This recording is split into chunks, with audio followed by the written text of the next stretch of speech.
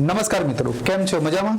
તો મિત્રો હવે સ્ટાર્ટ કરીએ સામાજિક ઓડિટ એટલે કે સિલેબસની અંદર આપ્યા પ્રમાણે આપણે આ સામાજિક ઓડિટનો અભ્યાસ કરવો જરૂરી થઈ ગયો છે, કેમ કે એક્ઝામમાં ક્યાંક ને ક્યાંક આના ક્વેશ્ચનો તમને જોવા મળી જાય છે. શું છે સામાજિક ઓડિટ તો સમજી લીજો. નાણાકીય હિસાબ કરવો અલગ વસ્તુ છે અને સામાજિક ઓડિટ કરવું એ અલગ વ્યવસ્થા છે. સામાજિક અન્વેષણ જેને કહેવાતું હોય છે, ઓડિટને ગુજરાતીમાં અન્વેષણ તરીકે ઓળખવામાં આવે છે. કોઈ પણ સંસ્થા કે સરકારી વિભાગ હોય કે યોજના કે પેઢીની કામગીરી પ્રવૃત્તિઓનું મૂલ્યાંકન કરવાની એક પ્રક્રિયા છે, જેનો મુખ્ય ઉદ્દેશ્ય તેના સામાજિક પ્રભાવને માપવાનો છે. તે પરંપરાગત નાણાકીય ઓડિટથી આગળ વધીને તપાસે છે કે કોઈ પણ પ્રવૃત્તિ સમાજને કેટલો લાભ થયો છે. હું તમને એક સિમ્પલ વાત કહું, સામાજિક ઓડિટ આપણે કોને લઈને ચાલીએ છીએ. તમે જે કહો છો ઓડિટ, એ આખી અલગ પ્રક્રિયા છે. તમે સમજી લો કે આ એક સમાજ છે. સમાજમાં એક વ્યક્તિ રહે છે, સુરેશ.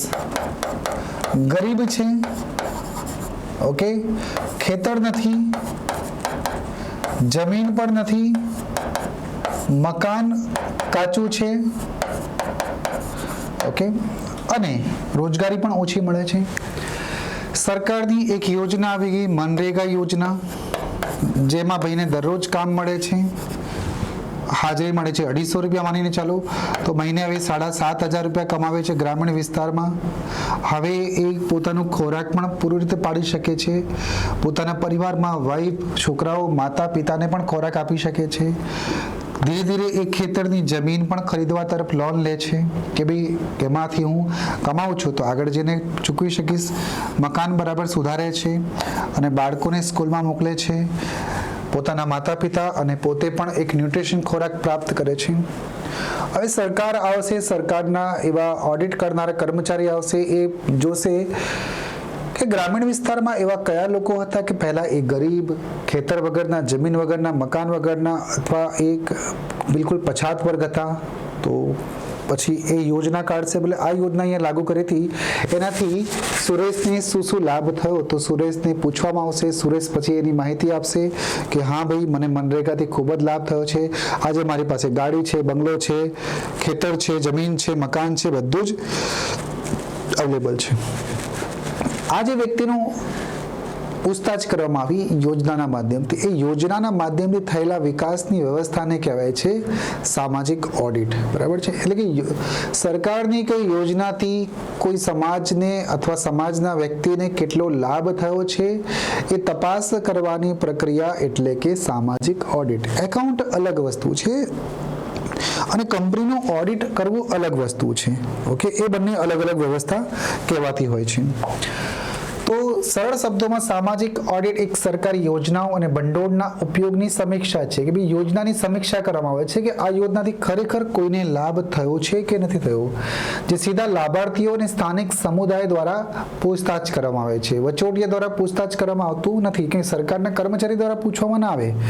જો એને પૂછવામાં આવે તો એ તો ખોબો ભરી ભરીને વખાણ કરશે. પૂછવામાં એ લોકો ના આવે છે કે જેને યોજનાનો લાભ મળ્યો હોય. બરાબર છે? આ પ્રક્રિયામાં નાગરિકો માત્ર નિષ્ક્રિય લાભાર્થીઓ નથી, પરંતુ તેઓ શાસન અને વિકાસની પ્રક્રિયામાં ભાગીદાર પણ બને છે. કેમ કે આ લોકો જો કંઈ કહેશે, પોઝિટિવ વે કહેશે યોજના માટે, તો આ યોજનાથી સમાજનો વિકાસ થયો છે એ આપણને ખ્યાલ આવી શકશે. સરકાર પછી એ યોજનામાં વધારે સુવિધા આપી શકે છે અથવા એ યોજનાને વધારે વિસ્તાર કરી શકે છે. જેમ કે મનરેગા યોજના સિમ્પલ તમે સમજી શકો છો. સામાજિક અન્વેષણ માત્ર હિસાબી ભૂલો શોધવાની પ્રક્રિયા નથી. જો એક ફાયદો તો એ પણ થતું હોય છે કે સામાજિક ઓડિટથી યોજના ખરેખર લોકો સુધી પહોંચી છે કે નથી પહોંચી એ ખ્યાલ આવી જાય છે. જો ના પહોંચી હોય તો ભ્રષ્ટાચાર એ યોજનામાં થયો છે એ ખ્યાલ આવી જાય છે, જે તમને ખ્યાલ છે દર વર્ષે ક્યાંક ને ક્યાંક આ રીતે પકડાતું હોય છે. પરંતુ તે શાસનની એક પદ્ધતિ છે. તે વહીવટતંત્ર નાગરિકો વચ્ચેના પરંપરાગત સંબંધને ફરીથી ડેવલપ કરે છે. સામાજિક ઓડિટથી ફાયદા બીજા કયા છે કે એ શાસનની અંદર જે વહીવટી પ્રક્રિયા છે કેવા પ્રકારની છે એનો દ્રષ્ટિકોણ બતાવે છે. એ બતાવે છે કે શાસનમાં જે વહીવટી પ્રક્રિયા છે યોગ્ય રીતે ચાલી રહી છે. અથવા નથી ચાલી રહી. આ બંને વાતો જણાવે છે, જેનાથી આપણને ખ્યાલ આવે છે કે સામાજિક ઓડિટ એ કોઈ ખાલી સામાન્ય વ્યવસ્થા નથી.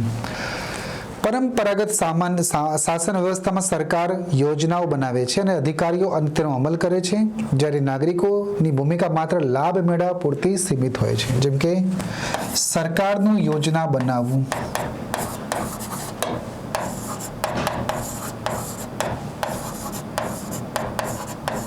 બરાબર છે. પછી આ યોજના અમલ કરાવવા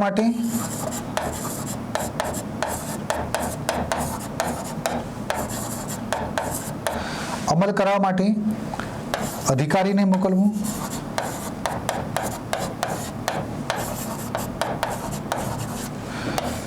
અને આના લાભ માટે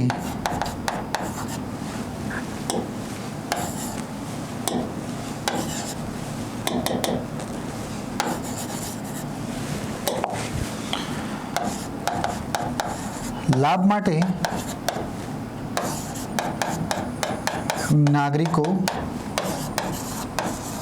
સુધી પહોંચાડવું. ક્લિયર? આ પ્રક્રિયા હોય છે. બસ આ જ વ્યવસ્થાનું એક સામાજિક ઓડિટ કરવાનું હોય છે. આ સામાજિક ઓડિટ મોડેલને તોડીને નાગરિકોને માહિતી મંચ અને અધિકાર એટલે કે માહિતી અધિકાર અધિનિયમ દ્વારા, જન સુનાવણી દ્વારા અને કાયદાકીય જોગવાઈ જેવા દ્વારા પૂરા પાડે છે. આનાથી શક્તિનું સમીકરણ બદલાય છે. અધિકારીઓ માત્ર તેમના ઉપરી અધિકારીઓને નહીં પરંતુ સીધા જનતાને જવાબ આપવા માટે બંધાયેલા રહે છે.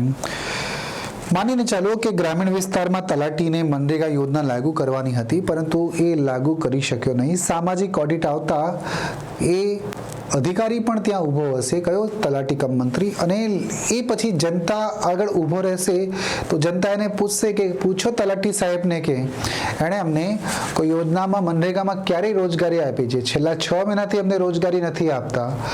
તો તલાટીને જવાબ આપવો ભારે પડી હશે, અધિકારી સરકાર આગળ પણ અને જનતા આગળ પણ. અને આ રીતે ભ્રષ્ટાચાર પકડાય છે અને કાયદેસર તલાટી પછી એ ભ્રષ્ટાચારના કેસીસમાં આવી જાય છે. આ પ્રક્રિયા ભારતીય લોકશાહીને માત્ર પ્રતિનિધિત્વથી આગળ વધારીને ભાગીદારી લોકશાહી તરફ જવાનો માર્ગ બતાવે. જો સામાજિક ઓડિટના આધાર પર જનતા બતાવે છે, જો જનતા જ ના હોય તો ભાગીદાર કોણ રહેશે? કોઈ નહીં. તો જનતા એ ભાગીદાર બને છે અને ભાગીદાર થઈને એ સરકારની નીતિઓ યોગ્ય છે કે અયોગ્ય એનો કાચો ચિઠ્ઠો નહીં પણ પાક્કો ચિઠ્ઠો બનાવીને આપે છે. તો સામાજિક ઓડિટના ઉદ્દેશ્ય પહેલો છે પારદર્શિતા અને જવાબદારી. સિમ્પલ છે, સામાજિક ઓડિટમાં પારદર્શિતા હોવી જરૂરી છે. કોને કઈ સેવા આપવામાં આવી છે, કોને કેવા પ્રકારના લાભ મળ્યા છે, કેવો વિકાસ થયો છે, એ પારદર્શિતાના આધાર પર ખ્યાલ આવી જાય છે. અને સામાજિક ઓડિટથી મેં તમને કીધું તલાટીની જવાબદારી પણ નક્કી થાય છે. એ રીતે અલગ અલગ કર્મચારીઓ જે હોય, જે પાયા પર જોડાયેલા હોય, એ લોકોની જવાબદારી પણ નક્કી થતી હોય છે. જનભાગીદારી, તો આમાં જોઈએ કે નાગરિકો એ જનભાગીદારીથી જોડાયેલા છે. ભ્રષ્ટાચારનું નિયંત્રણ થાય છે. તલાટીને ડર રહે છે કે જો કદાચ સામાજિક ઓડિટ આવશે તો જો મેં લાભ નહીં આપ્યો હોય તો ચોક્કસ મારી ધરપકડ થશે અને મારું નોકરી આખી ખવાઈ જશે. તો એક ભ્રષ્ટાચાર પર નિયંત્રણ થાય છે અને યોજના અમલીકરણમાં સુધારા પણ જોવા મળે. જો ભ્રષ્ટાચાર નહીં થાય તો યોજના વ્યવસ્થિત આગળ વધશે. સામાજિક સશક્તિકરણ પણ થાય છે. સમાજનો વિકાસ થાય, જે પછાત વર્ગો છે, ઓકે, તો જેનાથી સમાજનું વિકાસ પણ જરૂરી બની જાય છે. ઓકે, એ સિવાય સામાજિક અન્વેષણ એટલે કે ઓડિટના પાયાની વાત કરીએ તો પારદર્શિતા અને જનભાગીદારી તો ખ્યાલ આવી જ ગયો છે. જે સિદ્ધાંતો છે એ જ ઉદ્દેશ્ય બની જાય છે. જવાબદારી જે સામૂહિક નિર્ણય અને નિરંતર પ્રક્રિયા ચાલતી રહે છે. સામાજિક અન્વેષણ કોઈ એક વખતની ઘટના નથી, દર વર્ષે આ પ્રક્રિયા થતી હોય છે. એટલા માટે આ પ્રક્રિયામાંથી બહાર કોઈ નીકળી શકતું નથી અને કર્મચારીઓ એ નાગરિકોના વિકાસમાં હંમેશા તત્પર રહે છે, એટલે કે સતત નિરંતર કાર્ય કરતા રહે છે. સામાજિક ઓડિટની વિકાસની વાત કરીએ કે ક્યારે ઉદ્ભવ થયો, આપણે અર્થ સમજી ગયા, એના ઉદ્દેશો સમજી ગયા, એના સિદ્ધાંતો સમજી ગયા. સિદ્ધાંતો અને ઉદ્દેશોમાં વધારે ફરક નથી. આપણે આનો ઇતિહાસ સમજવા જઈએ કે આનો ઇતિહાસ શું છે. જો સામાજિક જવાબદારીની વ્યવસ્થા છે ને પશ્ચિમના ઔદ્યોગિક દેશોમાંથી વિકસિત થઈ છે. તમને કોર્પોરેટ સોશિયલ રિસ્પોન્સિબિલિટી ખ્યાલ છે ને, એ જ આનો મૂળ છે સામાજિક ઓડિટનો. મૂડીવાદી અર્થવ્યવસ્થામાં ખાનગી કંપનીઓ નફાલક્ષી પ્રવૃત્તિઓની સમાજ પર થતી વ્યાપક અસરો જેવી કે પ્રદૂષણ, કામદારોનું શોષણ, સંસાધનોનો અવિવેકપૂર્ણ ઉપયોગ જેવી બાબતોનું મૂલ્યાંકનની જરૂરિયાત ઊભી થઈ કે આ જે મૂડીવાદી કંપનીઓ છે, માલિકો છે, કેવી રીતે આ સંસાધનનો ઉપયોગ કરતા હતા. તો આ સંસાધનોનો જે ઉપયોગ વધારે પડતો એ લોકો કરી નાખ્યું છે, તો એ લોકો નાગરિક સુધાર અથવા નાગરિકોની ખુશી માટે પણ કાર્ય કરતા થઈ ગયા.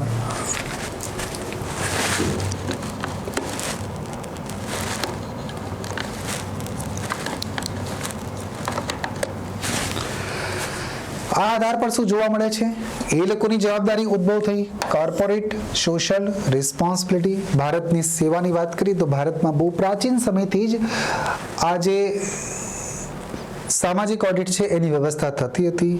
ક્યાંક ને ક્યાંક તમે અર્થશાસ્ત્રમાં પણ જોઈ શકો છો અને અન્ય શાસ્ત્રોમાં પણ જોઈ શકો છો જ્યાં સામાજિક ઓડિટ જોવા મળતા હતા. પણ શબ્દ એ નહોતા. શબ્દનો ઉદ્ભવ તો પશ્ચિમના દેશોમાંથી થયો છે, પરંતુ સામાજિક ઓડિટની વ્યવસ્થા ભારતમાં પ્રાચીન સમયથી જોવા મળે છે. આનો ઉદ્ભવ જોવા જઈએ ભારતમાં તો મજદૂર કિસાન શક્તિ સંગઠન અને રાજસ્થાનમાંથી તમને જોવા મળે છે. આ પૂછ્યું છે એક્ઝામમાં ઘણી વખત કે ભારતમાં સામાજિક ઓડિટના બીજ એ કયા સમયથી જોવા મળે છે, તો મજદૂર કિસાન શક્તિ સંગઠનમાંથી જોવા મળે છે. સામાજિક ઓડિટ સ્વરૂપમાં પાયો રાજસ્થાનના ગ્રામીણ વિસ્તારોમાં 1990ના દાયકામાં મજૂર કિસાન શક્તિ સંગઠન દ્વારા નાખવામાં આવ્યો હતો. એકચ્યુઅલી આ એક ચળવળ હતી. અરુણા રોય, નિખિલ ડે અને શંકરસિંહ જેવા આ ત્રણ નામ યાદ રાખવા જરૂરી છે. અરુણા રોય, નિખિલ ડે અને શંકરસિંહ જેવા, આમાં પ્રથમ અરુણા રોય, સામાજિક કાર્યકરો આગેવાની હેઠળ આ આંદોલન એક અત્યંત સરળ અને શક્તિશાળી નારા સાથે થયું. બોલે હમારા પૈસા હમારા હિસાબ, એટલે ગુજરાતીમાં કહીએ તો કે અમારા પૈસા અમારો હિસાબ આપો તમે. ઓકે, તમે જે પૈસા અમારી પાસે ટેક્સ રૂપે લઈ ગયા છે તો અમારા માટે કેવી રીતે ખર્ચો કરી રહ્યા છે એ અમને બતાવો. આ આંદોલનની શરૂઆત એક સ્થાનિક સમસ્યામાંથી થઈ હતી. દુષ્કાળ રાહત કાર્યોમાં કામ કરતા મજૂરોને સરકાર દ્વારા નિર્ધારિત લઘુત્તમ વેતન ચૂકવવામાં આવતું ન હતું. સરકારી રેકોર્ડમાં મોટા પાયે અને ગેરરીતિ, એટલે કે એક તો વેતન યોગ્ય ચૂકવવામાં ના આવ્યું, પણ ડેટા જે છે ચોપડા કાગળિયા કાર્યવાહી એમાં બતાવવામાં આવ્યું કે અમે બહુ જોરદાર વેતન ચૂકવી રહ્યા છે, હવે આ વિસ્તારમાં કોઈ સમસ્યા છે નથી, આ રીતે બતાવવામાં આવ્યું. આ ભ્રષ્ટાચારને મજદૂર કિસાન સંગઠન દ્વારા સરકારી દસ્તાવેજમાં ખાસ કરીને માસ્ટર રોલ એટલે કામદારોની હાજરી અને વેતનો રજિસ્ટરોની નકલોની માંગ કરવામાં આવી.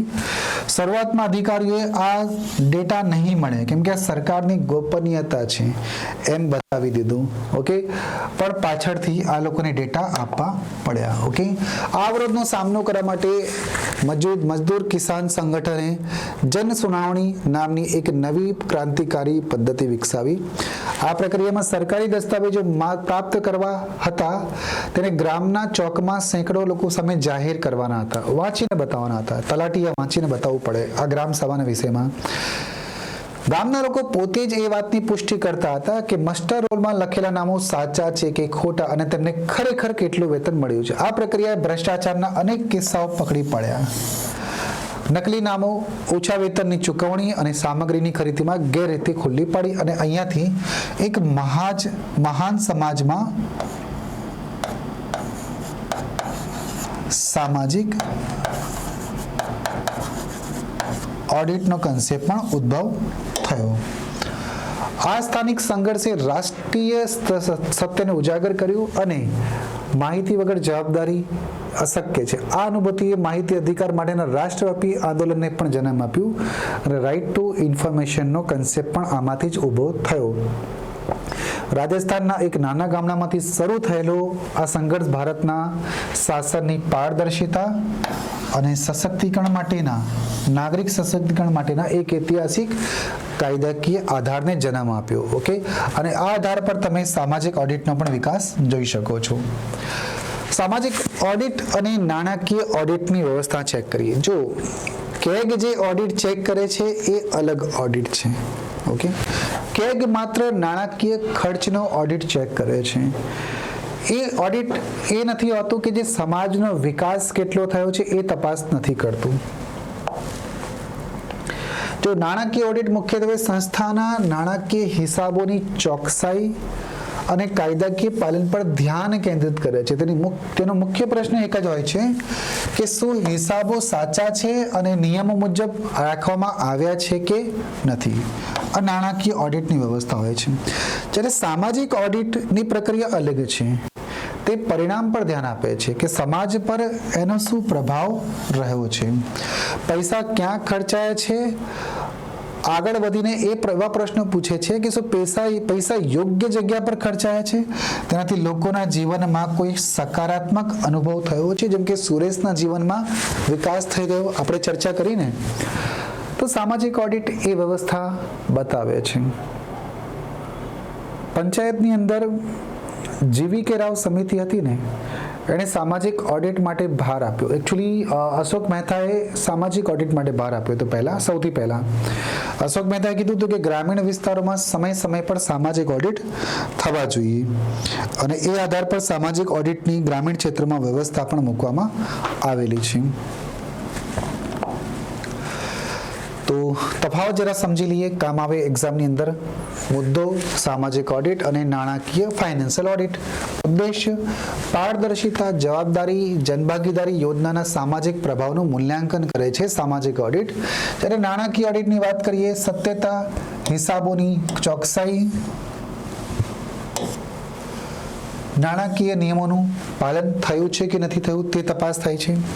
કાર્યક્ષેત્ર વ્યાપક છે, જેમાં નાણાકીય પાસા ઉપરાંત ગુણવત્તા, લાભાર્થી સંતોષ, સામાજિક પર્યાવરણીય અસરોનો સમાવેશ થાય છે.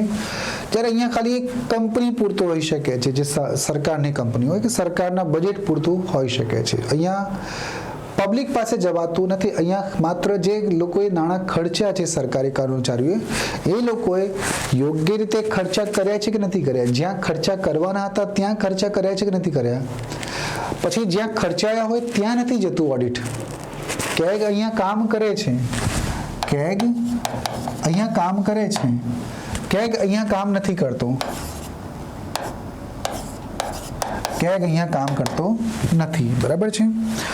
કોને દ્વારા કરે છે? ગ્રામ સભા, નાગરિક સમાજ સંગઠન એટલે એનજીઓ દ્વારા, સ્થાનિક સમુદાય દ્વારા એટલે કે દબાણ ગૃહ દ્વારા, લાયકાત ધરાવતા વ્યવસાયિક સીએ દ્વારા, કેગ દ્વારા આપણે કહી શકીએ છીએ. પદ્ધતિ જન સુનાવણી, ક્ષેત્રીય ચકાસણી અને ઘરે ઘરે સર્વેક્ષણ, દસ્તાવેજે જઈને જાહેર વાંચન કરે. જેમ કે તમારા ઘરે આવશે, શું તમને આયુષ્યમાન ભારતમાં કાર્ડનો લાભ મળે છે? બોલે હા. શું તમે આયુષ્યમાન ભારતમાં કાર્ડનો લાભ તમે પ્રેક્ટિકલ લીધો છે? તમને એનાથી કઈ ફાયદો થયો છે? કેટલી વાર તમે લાભ લીધો છે? તમારો આયુષ્યમાન કાર્ડ નંબર આપો, તો એનાથી તપાસ થશે કે એનાથી તમારે જીવનમાં ખર્ચ જે મેડિકલ થવાનો તો બચાવ થયો છે. બોલે હા. શું ફાયદો થયો? બોલે અમારે જે 2 લાખ પહેલા ખર્ચવાના હતા એ બચી ગયા, જેનાથી અમે એક આર્થિક જે દુવિધામાં હતા એ દૂર થઈ અમારી ને સરકારે અમને આ બચાવમાંથી લાભ અપાયો છે. તો એ રીતે આમાં પૂછવામાં આવે છે. અહીંયા કંઈ નથી. અહીંયા કંપનીના જે સરકારી કર્મચારી હોય એમને જ વાઉચિંગ, વેરિફિકેશન, સેમ્પલિંગ, નાણાકીય પત્રકોનું વિશ્લેષણ થાય છે. ખાનગી અને સરકારી દસ્તાવેજ બંને આવી જાય છે આમાં. ધ્યાન કેન્દ્ર ક્યાં હોય છે? પ્રક્રિયા અને પરિણામ પર હોય છે. ત્યાં નાણાકીય પાલન થયું છે કે નથી થયું તેના પર હોય છે. ખર્ચ થયો છે કે નથી થયો તેના પર ધ્યાન આપે છે. પરિણામ જાહેર અહેવાલ, સુધારા માટે સૂચનો, સામાજિક દબાણ પણ આવે છે, પ્રેશર ગ્રુપનું, અને સશક્તિકરણની વાત પણ આવે છે. ઓડિટ રિપોર્ટ નાણાકીય ગેરરીતિઓનો નિર્દેશ બતાવે છે, કાનૂની કાર્યવાહી માટે આધાર બને છે. કાયદાકીય સ્થિતિ, MNREGA national food security act 2013 સરકારી યોજનાઓ માટે ફરજિયાત છે. કંપની અધિનિયમ અને અન્ય કાયદાકીય હેઠળ ઘણી સંસ્થાઓ અને સરકારી દસ્તાવેજો માટે આ જરૂરી છે. તો આપણે ચર્ચા કરી આ બંનેના તફાવતની. તફાવત હોવા છતાં પણ સામાજિક અન્વેષણ ઓડિટ અને નાણાકીય ઓડિટ એકબીજાના વિરોધી નથી, પરંતુ પૂરક છે. નાણાકીય ઓડિટ દ્વારા બહાર પાડવામાં આવેલી નાણાકીય ગેરરીતિઓ સામાજિક ઓડિટ માટે એક મહત્વપૂર્ણ બિંદુ કહેવાય છે, શરૂઆતનું. અને સામાજિક ઓડિટ દરમિયાન મળેલા ક્ષેત્રીય તથ્યો લોકોના અનુભવ નાણાકીય ઓડિટને વધુ ઊંડાણપૂર્વક તપાસ કરવા માટે દિશા આપી શકે છે. જ્યારે બંને પ્રક્રિયાઓ એકસાથે કામ કરે છે ત્યારે શાસનમાં વધારે સંપૂર્ણ અને સર્વાંગી જવાબદારીનું નિર્માણ પણ થતું હોય છે, એટલે કે શાસન વધારે એક્ટિવેટ થતું હોય છે. માનીને ચાલો કે નાણાકીય પરિપ્રેક્ષ્ય સામાજિક ઓડિટમાં ના જોવામાં આવે તો પછી સામાજિક ઓડિટનો મતલબ શું રહેશે? અને એ જ રીતે નાણાકીય ઓડિટનો સામાજિક પ્રભાવ ક્યાં પડ્યું છે એ તપાસ ના કરવામાં આવે તો પછી નાણાકીય વ્યવસ્થાનો મતલબ શું છે? એટલે કે એટલા માટે બંને એકબીજાના પૂરક છે. જેમ કે અહીંયા નાણાં છે અને અહીંયા સમાજ છે. આ નાણાંનો ઉપયોગ સમાજ માટે થશે તો આ જ સમાજ આગળ જઈને નાણાં ઉદ્ભવ કરશે કે નહીં કરે? ઇકોનોમિક્સ વધશે કે નહીં વધે? બરાબર છે. તો બંને એકબીજાને શું છે? પૂરક છે, અલગ અલગ વ્યવસ્થા નથી. સામાજિક ઓડિટની પ્રક્રિયા અને મુખ્ય ઘટકો. જો સામાજિક ઓડિટ એ કોઈ એવી પ્રક્રિયા તો નથી કે અચાનક આવી જાય. એક વ્યવસ્થિત અને તબક્કાવારની પ્રક્રિયા છે. એક નિયમ હોય છે આના માટે. તેની સફળતા દરેક તબક્કા પર તેના અમલ કરનાર અને એટલે કે તેના અમલ કરનાર પર વધારે નિર્ભર રાખે છે કે આ સામાજિક ઓડિટ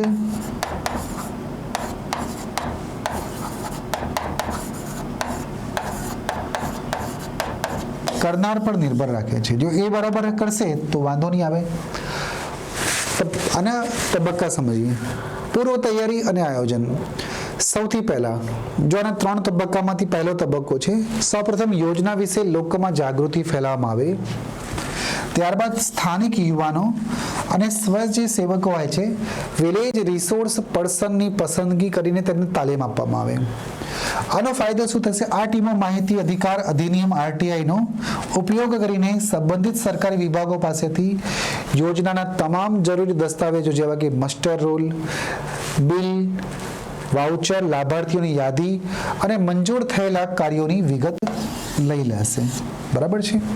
પહેલો તબક્કો આ કહેવાય છે. પહેલા પૂર્વ તૈયારી કરી દેવામાં આવે છે. હવે આપણને ડેટા ખબર છે કે ક્યાં ક્યાં આ કામ થયું છે. હવે આ જે કર્મચારીઓ છે, જે સ્વયંસેવક છે અથવા સ્થાનિક યુવાનો છે, હવે આગળ બીજા તબક્કામાં જશે. અમલીકરણ કરશે અને ચકાસણી કરશે.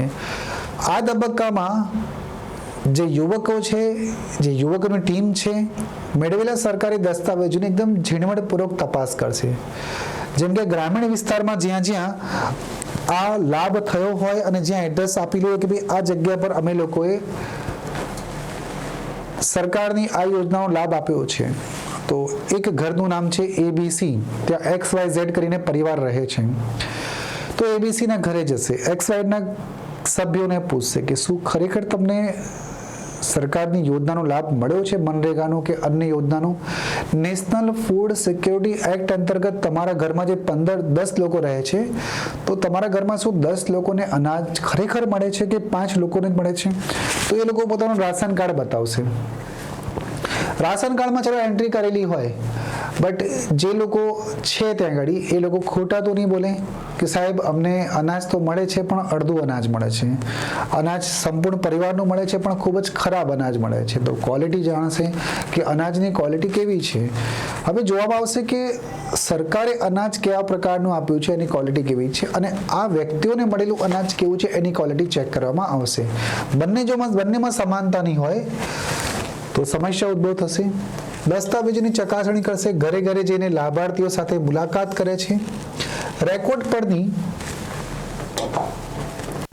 માહિતીને વાસ્તવિકતા સાથે સરખાવે છે. મેં તમને કીધું ને, એમના ઘરની અને રેકોર્ડ પરની વાસ્તવિકતાને સરખાવે છે. આ ઉપરાંત યોજના હેઠળ થયેલા કાર્યો, રસ્તા, તળાવ, મકાનની ભૌતિક ચકાસણી પણ કરે છે. ત્યાં ખાડો ખોદાવે છે, જુઓ કે બરાબર ડામર નાખ્યું છે નથી નાખ્યું, જેથી કામની ગુણવત્તા અને જથ્થાનું મૂલ્યાંકન થઈ શકે. પછી જન સુનાવણી કરે છે, પછી ગામના લોકોને બોલાવે છે અને અહેવાલ તૈયાર કરે છે. આ અહેવાલ સામાજિક ઓડિટના પરિપ્રેક્ષ્યમાં તૈયાર થાય છે. આ અહેવાલ એટલો મહત્વપૂર્ણ છે કે ગામના તમામ લોકો આમાં હાજર રહે છે. આરોપ પ્રત્યારોપ થાય છે. આની અંદર તમામ લોકો, લાભાર્થીઓ, સરકારી અધિકારી જેમ કે તલાટી, સરપંચ, એન્જિનિયર, બધા લોકો બેઠા થયેલા હોય છે. આમાં આ સભામાં સામાજિક ઓડિટ ટીમ દ્વારા ચકાસણી દરમિયાન મળેલા તારણો, ગેરરીતિઓ અને સફળતાઓને જાહેરમાં વાંચવામાં આવે છે કે ભાઈ આ ઘર દ્વારા અમને આ માહિતી મળી છે કે XYZ ઘરની અંદર કહેવામાં આવ્યું કે અમારા ઘરની અંદર અનાજ તો મળ્યું છે પરંતુ કાંકરાવાળું અનાજ મળ્યું છે, બરાબર નથી, બહુ ખરાબ છે. જો આ ક્વોલિટી તમે જોઈ શકો છો. ઓકે, સંબંધિત અધિકારીઓએ આ મંચ પર લોકો દ્વારા ઉઠાવવામાં આવેલા પ્રશ્નોનો જવાબ આપવા પડે છે. આ બધા જે અધિકારીઓ છે એ લોકોએ જવાબ આપવા પડે છે કે ભાઈ તમે કેવી રીતે કામ કર્યું છે, અને સ્પષ્ટતા કરવી પડે છે કે આ પ્રક્રિયા સીધી, ત્વરિત અને પારદર્શક જવાબદારી સુનિશ્ચિત કરે છે. એટલે સામાજિક ઓડિટ બહુ સારું કહેવાય છે. સમસ્યા એ છે કે આના સામે પડકાર પણ ઘણા બધા છે. આ બધા જે સરપંચ, તલાટી હોય છે એ પછી કામ રેગ્યુલર કરતા નથી આગળ જઈને. અહેવાલ નિર્માણ પણ થાય છે. ઓકે, અને રાજ્ય કક્ષાએ અને જિલ્લા કક્ષાએ આ અહેવાલ મોકલવામાં આવતા હોય છે. ઓકે, સામાજિક ઓડિટની સાચી સફળતા તેના ફોલોઅપ તબક્કા પર છે. એટલે કે જે એનું અન્વેષણ કરી, ઓડિટ કરી રહ્યા છે એમના ઉપર છે. એ લોકો જ ઓડિટ બરાબર નહીં કરે તો પછી આ ઓડિટ કંઈ કામનું છે નથી. ઓકે, તો અહીંયા આપણે સમજવા જઈએ તો વહીવટી તંત્રમાં તપાસને સ્વીકારવાની ક્ષમતા વિકસી રહી છે. હવે સુધારા અને દંડનો પ્રતિકાર પણ હજુ પ્રબળ છે. જવાબદાર અધિકારીઓ સામે કોઈ કાર્યવાહી ના થાય તો તેનાથી ભ્રષ્ટ તત્વોને પ્રોત્સાહન પણ મળે છે. નાગરિકોને સમગ્ર પ્રક્રિયા પરથી વિશ્વાસ ઉઠી જાય છે. તો આ તો ઠીક છે કે ફોલોઅપ જે લેનાર છે આ મહત્વના હોવા જોઈએ.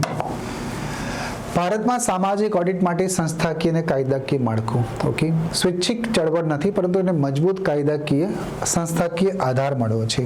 શું એવી કોઈ સંસ્થા છે? હા, બંધારણીય જોડાણની વાત કરીએ તો એક તો 19(1) એ છે જે અભિવ્યક્તિના અધિકાર આપે છે અને આમાંથી જ ઉદ્ભવ થાય છે રાઇટ ટુ ઇન્ફોર્મેશન. 73માં અને 74માં બંધારણ સુધારામાં પણ સામાજિક ઓડિટ માટે એક મહત્વપૂર્ણ આધાર આપ્યો છે. રાઇટ ટુ ઇન્ફોર્મેશન 2005 એ આમાંથી જ ઉદ્ભવ થયું છે. તો મિત્રો આપણે આ ચર્ચા કરી છે, આનો મહત્વપૂર્ણ હિસ્સો પણ આપણે અભ્યાસ કરી ગયા. મનરેગાની વાત કરીએ. મનરેગાનું જે ઓડિટ છે એ ગ્રામ સભા કરે છે.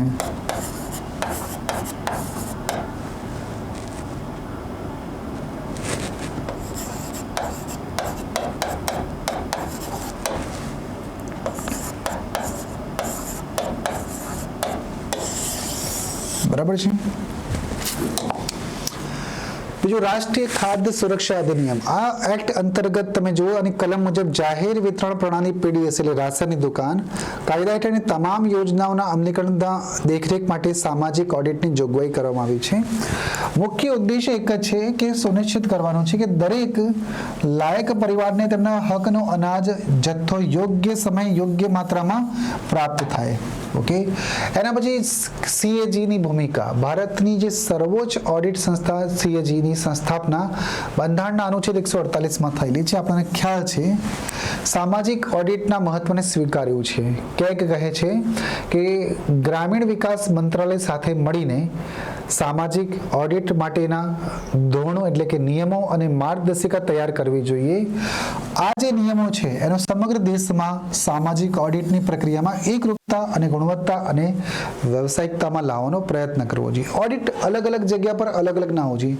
એક યોગ્ય પદ્ધતિ હોવી જોઈએ. ડિપાર્ટમેન્ટ ચેન્જ થાય તો એના માટે ઇન્ટરનલ થોડાક મેટરમાં ચેન્જ થવું જોઈએ, પણ ઓડિટ એક માળખામાં લાવવાની જરૂર છે. કયું?